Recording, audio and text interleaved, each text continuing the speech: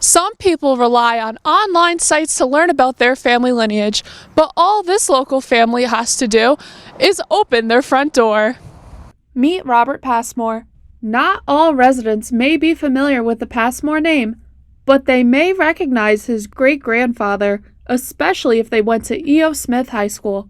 So he taught here. He was interim president of the university for several months while they looked for a new president. And then he left the university and he ran for state legislature. And he became the longest, as far as I know to this day, the longest serving state legislator in Connecticut history. Robert's family has lived in this house and the house right next door for many years, filling the properties with both family heirlooms and history. When they first came here, they actually lived down on Gurleyville Road, and then eventually bought the house next door in the 1920s, renovated it, and then built this one in the 40s. One relative Rob talked about was Winifred, the daughter of E.O. Smith, who worked as a fraternity mother at UConn. The story is my grandmother, Winifred, when she was living here, she was little, and the story is she heard a tremendous racket, and this is before 44 was even paved, heard this tremendous racket coming up from Four Corners area, so she ran out to see what it was.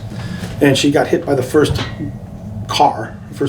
horseless carriage, or first car to come through Mansfield. The other story, and I don't know how true it is that that Winifred, so E.O. Smith's daughter, was actually born on campus behind a rock and by a vet, because the nearest hospital was down in Willimantic.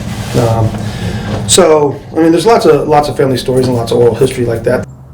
Rob said he doesn't know if his kids want to keep the house in the family yet, but what he does know is that he would like to stay here as long as he can. For UCTV News in Mansfield, I'm Olivia Hickey.